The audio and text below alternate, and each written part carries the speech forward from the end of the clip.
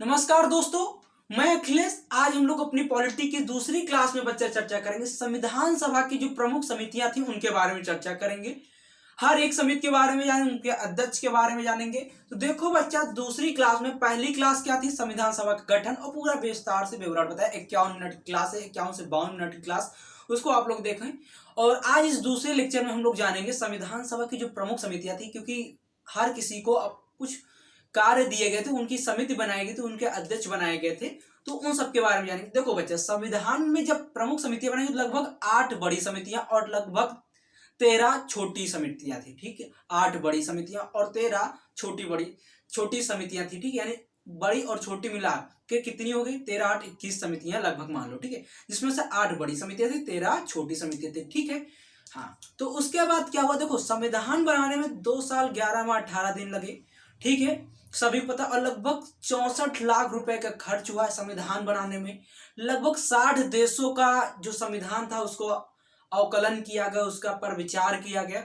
और जो प्रारूप समिति थी, जो प्रारूप था, जो संविधान का प्रारूप था, यानी ड्राफ्ट था, उस पर 114 दिन प्रारूप समिति ने विचार किया, विमर्श किया उस प्रारूप पे, कई सारी चीजें। ठीक है, और जो प्रारूप समिति ने इतना समय लगाया, इसके लिए चर्चिल ने बहुत बात और इसकी आलोचना भी की थी। इन सब के बारे में बाद में अंतिम में हम चर्चा करेंगे, क्योंकि संविधान सभा छोटा नहीं है, इसको बहुत बड़ा विस्तार से चर्चा करना। क्योंकि हम जब पढ़ाएंगे तो किसी भी चीज को पढ़ाएं, शुरू से हम यही करें बच्चा, बहुत विस्तार से पढ़ाएंगे। मेरा मतलब है कि एक ही जगह तुम सब कुछ सीख जाओ। ठीक है, तो इतना जब सब कुछ हो गया तो संविधान सभा में बनाने के लिए यानी कई लोगों को सब कुछ कार्य दिए गए। उन समितियों में जो सॉरी, देखो बच्चा, उन समितियों में सभी लोगों को कार्य दिए गए। ठीक है, उन समितियों को एक एक करके जानते हैं। तो बच्चा, संविधान सभा की जो समितियां थी, प्रमुख समितियां थी बच्चा, उन प्रमुख समितियों में पहली समिति हमने क्या देखा? ये बड़ी समितियां थी। ठीक, पहली समिति क्या देखा? संघ शक्ति समिति, यानी संघ शक्ति समिति। ये जो संघ है, यूनियन है, उसकी शक्ति की जो समिति होगी, किसको अध्यक्ष बनाएगा बच्चा? तो पंडित जवाहरलाल नेहरू। देखो, एक तरफ क्या है बच्चा? समिति है, दूसरी तरफ उनके अध्यक्ष बताएंगे। ठीक है, उनके अध्यक्ष बताएंगे। तो बच्चा, जो संघ समिति थी उसके अध्यक्ष कौन थे? पंडित जवाहरलाल नेहरू थे। ठीक है, उसके बाद दूसरी समिति क्या थी? संघीय संविधान समिति, जिसके भी अध्यक्ष कौन थे? पंडित जवाहरलाल नेहरू। ठीक है, देखो हमने सीक्वेंस से लिखा है, इसलिए कई सारे बार एक ही व्यक्ति के आएंगे जिनके अध्यक्ष होंगे। तो आप जब नोट्स बनाए तो एक व्यक्ति का एक जगह पे, एक व्यक्ति के एक जगह पे। ठीक है, ऐसे बना लेंगे, क्योंकि हमने अपने नोट्स में इस तरीके बनाए थे। ठीक है, और आप जब अपने नोट्स बनाए, कॉपी पेन लेके पढ़ रहे होगे ना, उम्मीद करता हूं कि आप लोग इसको मजाक नहीं लोगे। अगर आप मजाक ले रहे हो तो अपने जीवन के साथ खेल रहे हो भैया, हमारे साथ नहीं खेलो। हमारा कर्तव्य तुम्हें वो सारी जानकारियां देना जो एग्जामिनर तुमसे पूछेगा, और हम वही देते हैं। ठीक है, हम फालतू चीजें नहीं बनाते हैं वीडियो। आज तक हमारा एक भी वीडियो अगर तुमने फालतू देखा तो बताओ। ठीक है, तो बच्चा, संघीय संविधान समिति के अध्यक्ष भी कौन थे? पंडित जवाहरलाल नेहरू। उसके बाद बच्चा, अगली जो तीसरी समिति आई, कौन है? प्रांतीय संविधान समिति। संघीय जितनी संघ है उसमें क्या जवाब लगा दो? पंडित जवाहरलाल नेहरू। उसके बाद बच्चा, प्रांतीय में आ जाओ, क्योंकि पंडित जवाहरलाल नेहरू भारत के प्रधानमंत्री थे, इसलिए उनको संघ दिया गया। ठीक है, प्रांतीय संविधान समिति थे, उसके अध्यक्ष कौन थे? सरदार वल्लभ भाई पटेल। सरदार पटेल का मतलब सरदार वल्लभ भाई पटेल। यानी बच्चा, जो प्रांतीय संविधान समिति थी, जो प्रांतीय संविधान समिति थी, उसके अध्यक्ष किसे बनाया गया? सरदार वल्लभ भाई पटेल को। ठीक है, उसके बाद बच्चा, प्रक्रिया नियमन समिति। जो बच्चा, प्रक्रिया नियमन समिति डॉक्टर राजेंद्र प्रसाद को बनाई। किसको बनाया गया? डॉक्टर राजेंद्र प्रसाद को किसका अध्यक्ष बने? प्रक्रिया नियमन समिति को। अब एक हमने छोड़ दी थी, किसके बारे में? डॉक्टर बी आर अम्बेडकर के बारे में। ठीक है, बी आर अम्बेडकर के बारे में। तो देखो, प्रारूप समिति जो ड्राफ्टिंग कमेटी थी, जो पांडुलेखन समिति थी, इसके अध्यक्ष किसे बनाया गया था? डॉक्टर बी आर अम्बेडकर को। ठीक है, और ये पूरे संविधान सभा की सबसे बड़ी समिति थी, सबसे बड़ी समिति। ठीक है, पूरे संविधान सभा की सबसे बड़ी समिति थी। ठीक है, कौन सी थी बच्चा? समिति। ठीक है, और बच्चा, इसको हम पहले ही बता दें, इसको हम पांडुलेखन समिति के नाम से भी जानते हैं। किस नाम से जानते हैं? पांडुलेखन नाम से जानते हैं। ठीक है, यानी जो प्रारूप समिति है, जो ड्राफ्टिंग कमेटी है बच्चा, इसको हम किस नाम से और जानते हैं? पांडुलेखन समिति के नाम से और भी जानते हैं। ठीक है, इतनी बात समझ में आई? तो चलो अब हम देखते हैं कि अगली जो समिति है उसके बारे में देखते हैं। तो बच्चा जो अगली समिति है क्या राज्यों के लिए समिति, राज्यों के लिए जो समिति है बच्चा, इसके अध्यक्ष कौन है? इसके अध्यक्ष है पंडित जवाहरलाल नेहरू। यानी जो राज्यों के लिए समिति बताई गई, जो राज्यों के बीच में आपस समन्वय बनाने के लिए जो समिति बनाई गई थी, उसके अध्यक्ष किसे बताया गया? फिर से पंडित जवाहरलाल नेहरू को। तो पंडित जवाहरलाल संघ शक्ति समिति के अध्यक्ष, उसके साथ संघीय संविधान समिति के अध्यक्ष, और साथ ही साथ राज्यों के लिए समिति के अध्यक्ष भी पंडित जवाहरलाल नेहरू को बनाया गया। ठीक है। उसके बाद बच्चा अगला जो है संचालन समिति। संचालन समिति के अध्यक्ष कौन थे? डॉक्टर राजेंद्र प्रसाद। क्योंकि क्यों बनाए गए थे? रीजन जानो। संचालन समिति के अध्यक्ष डॉक्टर राजेंद्र प्रसाद इसलिए बनाए क्योंकि ये क्या थे? संविधान सभा के स्थायी रूप से अध्यक्ष चुने गए थे, और तो इन्हीं के द्वारा पूरे कार्यकाल संविधान का चलाना था, पूरे संचालन करना था, इसलिए संचालन समिति के अध्यक्ष डॉक्टर राजेंद्र प्रसाद को बना दिया। ठीक है। उसके बाद बच्चा अगला है मौलिक अधिकार अल्पसंख्यक यानी फंडामेंटल राइट जो है उनके, और अल्पसंख्यकों जनजाति क्षेत्रों के लिए समिति जो बनाई गई, तो उसके अध्यक्ष कौन थे? सरदार पटेल, यानी सरदार वल्लभ भाई पटेल। तो एक चीज देख लो, प्रांतीय संविधान समिति सरदार वल्लभ भाई पटेल, और मौलिक अधिकार अल्पसंख्यकों जनजाति क्षेत्र के लिए किसका अध्यक्ष बनाया गया? सरदार वल्लभ भाई पटेल। इतनी बात समझ में, सरदार वल्लभ पटेल को कितनी दो बातें हो गई, समझ में आई। चलो अगला क्वेश्चन है कि जो बच्चा ये मौलिक अधिकार समिति थी या अल्पसंख्यकों की जनजाति समिति जो थी बच्चा, इसके 5 उप समितियां थी। क्या थी? 5 उप समितियां थी, उनके बारे में भी जानना हमें जरूरी है।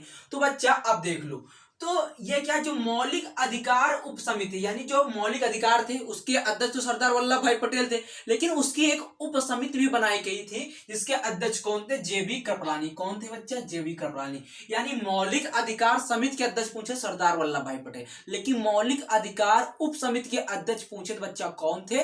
कौन थे? जेबी कृपलानी। ठीक है। उसके बाद बच्चा अगली जो समिति है, अगली समिति क्या है? अल्पसंख्यक उप समिति, यानी अल्पसंख्यकों के लिए उप समिति।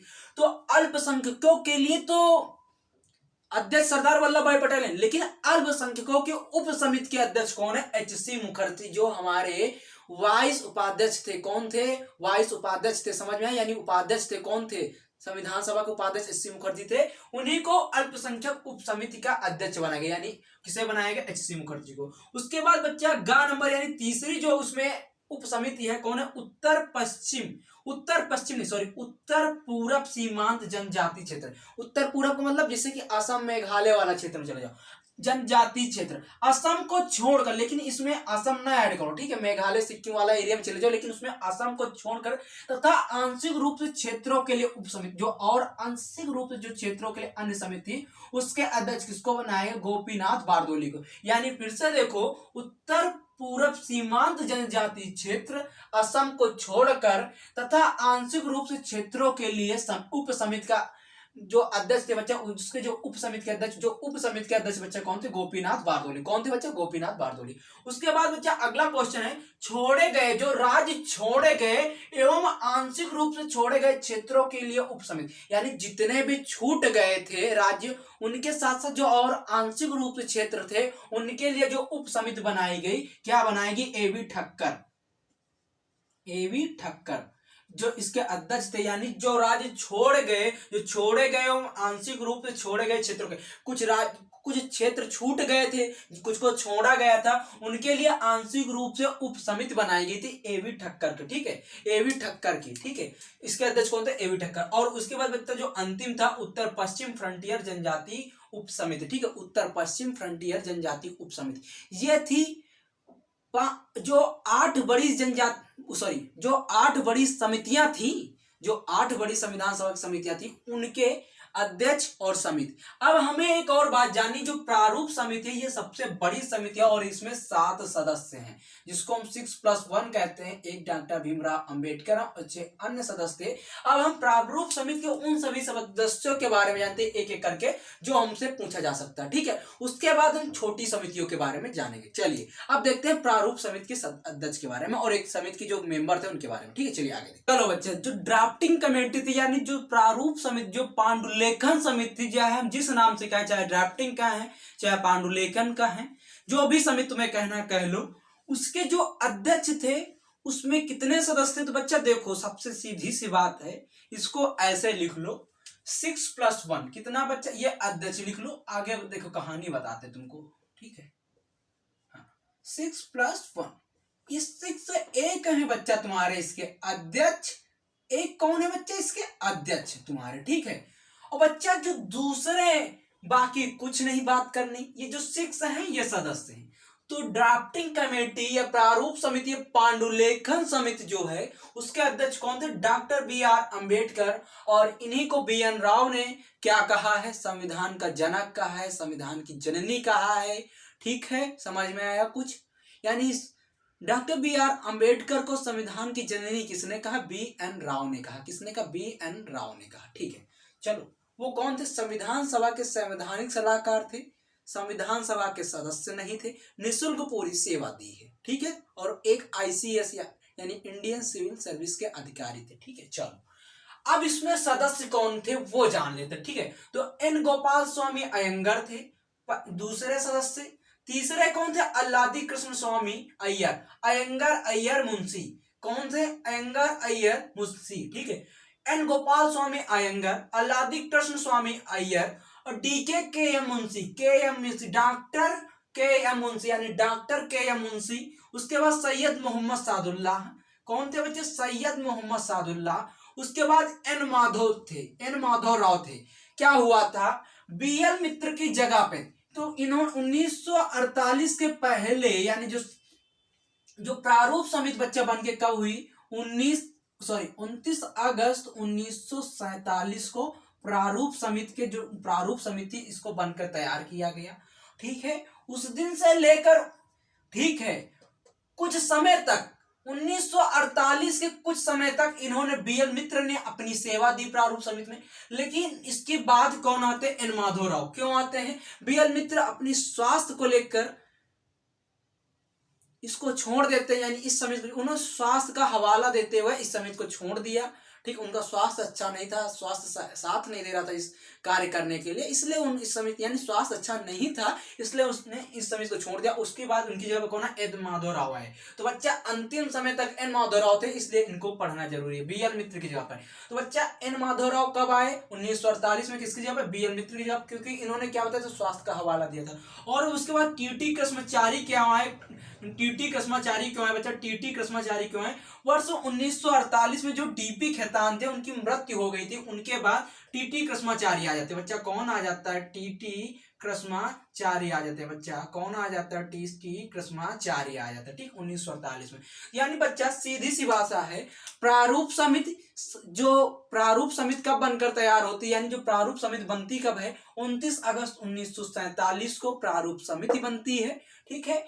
इसमें 6+1 यानी कुल 7 सदस्य होते हैं, जो एक अध्यक्ष होता है, बाकी 6 सदस्य होते हैं। अध्यक्ष प्रारूप समिति कौन होता है, डॉक्टर B.R. अम्बेडकर। उसके बाद जो सदस्य होते हैं, N. Gopal Swami Ayyangar, Alladi Krishna Swami Ayyar, doctor KM Munshi, Syed Mohammad Saadulla, N. Madhav Rao, किसकी जगह पर, BL मित्र की जगह पर। BL मित्र की जगह पर 1948 में कौन आता है बच्चा, BL मित्र। कौन बच्चा, BL मित्र की जगह पर 1948 में कौन आता है, N. माधव राव, यानी BL मित्र। बच्चा BL मित्र की जगह पे कौन आता है, 1948 में। अच्छा एक बात बता दें, जो इतनी बार बोलते हैं ताकि तुम्हें याद हो जाए, ठीक है, यही याद हो जाए, यही काम खत्म करो, ठीक है। और बच्चा TT कृष्णाचारी 1948 में DP खेतान की जगह पर आते हैं, क्योंकि DP खेतान जी की 1948 में मृत्यु हो जाती है, और BL मित्र किस लिए छोड़ते हैं, वो अपने स्वास्थ्य का हवाला देते हुए छोड़ देते हैं, ठीक है। तो यानी जो प्रारूप समिति थी, कितने सदस्य थे, अध्यक्ष कौन था, और कौन कौन कब एग्जिट किया, कौन कौन पहले कौन आए, इन सब के बारे में मैंने बताया। तो प्रारूप समिति भी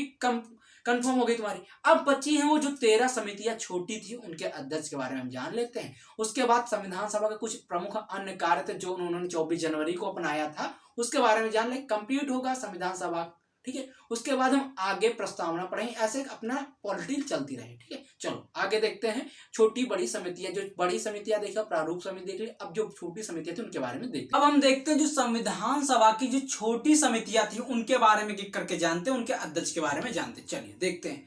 देखो बच्चा, पहली जो समिति थी छोटी समितियों में, वित्त एवं कर्मचारी समिति। कौन थी बच्चा, वित्त एवं कर्मचारी, यानी वित्त एवं कर्मचारी समिति के अध्यक्ष कौन थे, डॉक्टर राजेंद्र प्रसाद। यानी जो छोटी समितियों में वित्त एवं कर्मचारी समिति, उसके बच्चा अध्यक्ष कौन थे, डॉक्टर राजेंद्र प्रसाद। उसके बाद एक थी प्रेसिडेंशियल, कौन थी बच्चा, क्रेडिडेंशियल। क्रेडिडेंशियल जो समिति थी बच्चा, क्रेडिडेंशियल जो समिति थी उसके अध्यक्ष कौन थे? अलादी कृष्ण स्वामी अयंगर। बच्चा कौन थे? अलादी कृष्ण स्वामी अयंगर। बच्चा कौन थे? अलादी कृष्ण स्वामी अयंगर। ठीक है, उसके बाद बच्चा अगली जो समिति सदन समिति, यानी जो सदन समिति उसके अध्यक्ष कौन थे? बी पट्टाभी रमैया, जो गांधी जी के बहुत प्रिय थे। 1938 वाला त्रिपुरा अधिवेशन याद करो। ठीक है, सदन की जो सदन समिति उसके अध्यक्ष कौन थे? बी पट्टाभी सीतारमैया। ठीक है, वही याद कर लो। ठीक है, उसके बाद कार्य संचालन समिति, जो कार्य देखो वहां पर संचालन समिति के अध्यक्ष दूसरे थे बड़ी वाली समिति में, यहाँ पर कार्य संचालन की बात हो रही, और कार्य संचालन समिति के अध्यक्ष यहाँ पे किसको बनाएंगे? डॉक्टर के एम मुंशी को। वहां पर डॉक्टर राजेंद्र प्रसाद थे, यहाँ पर डॉक्टर के एम मुंशी को कार्य संचालन समिति का अध्यक्ष। ठीक है, यानी कार्य संचालन समिति के अध्यक्ष बच्चा किसे बनाएंगे? डॉक्टर के एम मुंशी को। बच्चा किसे? डॉक्टर के एम मुंशी को। ठीक है, चलो अगला देखो, राष्ट्रीय ध्वज संबंधित तदर्थ समिति, यानी राष्ट्रीय ध्वज संबंधित तदर्थ समिति के अध्यक्ष डॉक्टर राजेंद्र प्रसाद को। ठीक है, डॉक्टर राजेंद्र प्रसाद को। उसके बाद अगला क्वेश्चन है, अगला नंबर है मतलब संविधान सभा के कार्यों के लिए समिति, यानी जो संविधान सभा के कार्यों के लिए जो समिति बनाई गई थी उसके अध्यक्ष कौन थे? जीवी मालवकर। कौन थे? यानी जो संविधान सभा के कार्यों के लिए समिति थी उसके अध्यक्ष कौन थे? जीवी मालवकर। ठीक है, चलो अगला क्वेश्चन देखो, सर्वोच्च न्यायालय के लिए तदर्थ समिति, यानी जो सर्वोच्च न्यायालय होगा उसके लिए जो तदर्थ समिति बच्चा कौन थे? एस वरदारी। इसके अध्यक्ष थे एस वरदाचारी। ठीक है, एस वरदाचारी। और ये सबसे खास बात, ये सदस्य नहीं थे, संविधान सभा के सदस्य नहीं थे, यानी संविधान सभा के सदस्य ना होकर भी इन समितियों के अध्यक्ष थे। कौन थे? सर्वोच्च न्यायालय के लिए तदर्थ समिति के अध्यक्ष कौन थे? एस वरदाचारी। बच्चा जो संविधान सभा के अध्यक्ष नहीं थे, यानी एस वरदाचारी जो थे संविधान सभा के अध्यक्ष नहीं थे बच्चे, जो एस वरदाचारी थे बच्चा ये संविधान सभा के अध्यक्ष नहीं थे। ठीक है, चलो अगला क्वेश्चन है, मुख्य आयुक्तों के प्रांतों के लिए समिति, यानी जो मुख्य आयुक्त थे उनके प्रांतों के लिए समिति के अध्यक्ष कौन थे? बी पट्टाभी सीतारमैया। यानी जो सदन समिति के भी अध्यक्ष थे और मुख्य आयुक्तों के प्रांतों के लिए भी समिति के अध्यक्ष कौन थे? बी पट्टाभी सीतारमैया। ठीक है, चलो अगला क्वेश्चन देखते हैं, संघीय संविधान के वित्तीय प्रावधानों के संबंधित समिति, यानी जो संघीय संविधान के वित्तीय प्रावधानों, जो फेडरल संविधान है उसके वित्तीय प्रावधानों के संबंधित समिति के अध्यक्ष कौन थे? नलिनी रंजन सरकार। कौन थे बच्चा? नलिनी रंजन सरकार। और सबसे खास बात इनके साथ भी यही है कि ये सदस्य नहीं थे, यानी ये संविधान सभा के सदस्य नहीं थे, यानी नलिनी रंजन सरकार जो थे बच्चा संविधान सभा के सदस्य तो नहीं थे, लेकिन ये संघीय संविधान के वित्तीय प्रावधानों के संबंधित समिति के अध्यक्ष थे। ठीक है, उसके बाद बच्चा अगला क्वेश्चन है अगला नंबर है भाषी प्रांत आयोग, यानी जो लैंग्वेज के लिए प्रांत आयोग बनाया गया था उसके अध्यक्ष कौन थे? एसके डार। इसके डार थे, ये भी सदस्य नहीं थे। तो यानी बच्चा कौन कौन? एस वरदाचारी, नलिनी रंजन सरकार और एसके डार सदस्य नहीं थे। ठीक है, यानी भाषी प्रांत आयोग के अध्यक्ष बच्चा, यानी भाषी प्रांत आयोग के अध्यक्ष कौन थे? एसके डार, जो सदस्य नहीं थे। ठीक है, उसके बाद बच्चा अगला क्वेश्चन है, प्रारूप संविधान की जांच के लिए विशेष समिति, यानी जो प्रारूप संविधान बनाता है, यानी जो संविधान का प्रारूप बनाता है उसके जांच के लिए विशेष समिति जो बनाई गई थी उसके अध्यक्ष कौन थे? पीटी नेहरू। ठीक है, यानी जो प्रारूप किसने दिया था? बी.एन. राव ने तैयार किया। उसकी जांच के लिए समिति के अध्यक्ष कौन बने? डॉक्टर भीमराव अंबेडकर। ठीक है, लेकिन उसकी जांच के लिए अध्यक्ष कौन अध्यक्ष बना? कौन बने? पीटी नेहरू, यानी पंडित जवाहरलाल नेहरू। चलो उसके बाद बच्चा अगला क्वेश्चन है, प्रेस दीर्घ वार्ता समिति। जो प्रेस दीर्घा वार्ता समिति इसके अध्यक्ष कौन थे? उषा नाथ सेन। यानी जो प्रेस वहां पे बैठते थे संविधान सभा में उसके अध्यक्ष कौन थे? प्रेस दीर्घा वार्ता समिति के अध्यक्ष कौन थे? उषा नाथ सेन जी थी। कौन थी? उषा नाथ सेन जी थी। ठीक है, उसके बाद बच्चा अगला और अंतिम जो समिति थी कौन थी? नागरिकता पर तदर्थ समिति, यानी जो नागरिकता है भारत की उसकी तदर्थ समिति, उसके लिए एस वरदाचारी। बच्चा एस वरदाचारी, एक ये यहाँ पर है और एक यहाँ पे है, यानी एस वरदाचारी बच्चा ये सदस्य नहीं थे। और नागरिकता पर तदर्थ समिति के एस वरदाचारी सदस्य थे जो सदस्य नहीं थे। और उसके साथ साथ सर्वोच्च न्यायालय के लिए तदर्थ समिति के सदस्य थे जो सदस्य नहीं थे, यानी एस वरदाचारी जो थे संविधान सभा के सदस्य नहीं थे, लेकिन फिर भी उन्होंने संविधान सभा की जो समितियां थी उनमें अपना अध्यक्ष पद प्राप्त किया और उनमें अपना कार्य किया। ठीक है, उसके साथ साथ बच्चा संविधान सभा के कुछ अन्य कार्य थे जो उन्होंने और अपनाए। वो अन्य कार्य क्या थे? तो पहली बात जान लो, 22 जुलाई 1947 को राष्ट्रीय ध्वज को अपनाए, यानी हमारी संविधान सभा ने जो हमारा राष्ट्रीय ध्वज है, तिरंगा प्यारा सबसे ऊंचा रहा है हमारा। ठीक है, ठीक है, उसके बच्चा उसके जो राष्ट्रीय ध्वज के जो कब अपनाया गया, यानी झंडा ऊंचा रहे हमारा ठीक है। विजयी विश्व तिरंगा प्यारा झंडा ऊंचा रहे हमारा। 26 जनवरी याद आ रही बच्चा? अभी आ रही, ठीक है। 22 जुलाई 1947 को राष्ट्रीय ध्वज को अपनाया गया संविधान सभा के द्वारा। 24 जनवरी 1950 को राष्ट्रगान और राष्ट्रगीत दोनों को अपनाया गया। मई 1949 में भारत को सत्यापन दिया गया राष्ट्रमंडल खेलों के लिए। जो राष्ट्रमंडल के खेल होते थे उसके लिए भारत को सत्यापन दिया गया। कब? मई 1949 को, ठीक है। यानी 24 जुलाई 1950 को राष्ट्रगान और राष्ट्रगीत दोनों अपनाए गए। समझ में आया? राष्ट्रगान और राष्ट्रगीत दोनों अपनाए गए, समझ में? राष्ट्रगान और राष्ट्रगीत दोनों अपनाए गए, समझ में आया? उसके बाद बच्चा 22 जुलाई 1947 को राष्ट्रीय ध्वज अपनाया गया, तो पता ही चल गया। 22 जुलाई 1947 को राष्ट्रीय ध्वज अपनाया गया, तो पता ही चल गया, ठीक है। तो इन सारी चीजों को आपने पढ़ा और उम्मीद करता हूं अब संविधान सभा पूरी कंप्लीट हुई। कल हम प्रस्तावना के बारे में पढ़ेंगे। ऐसे अपनी पॉलिटी चलती रहेगी। तो आज के बाद संविधान सभा से कोई भी क्वेश्चन आएगा तो आप गलत नहीं करें। चलिए आज के लिए इतने। पढ़ते हैं मुस्कुराते हैं, और अच्छा लगे तो इसको लाइक करो, शेयर करो, सब्सक्राइब। थैंक यू दोस्तों, बाय, गुड नाइट। पढ़ते हैं मुस्कुराते हैं। जय हिंद, जय भारत। और हमारे चैनल से जुड़ना ना भूलो, ठीक है। चैनल को सब्सक्राइब करो, लाइक करो, शेयर करो। पढ़ते रहो, मुस्कुराते रहो। जय हिंद, जय भारत। चैनल को लाइक करो, शेयर करो और सब्सक्राइब करो, ठीक है। बाय, गुड नाइट, जय हिंद, जय भारत।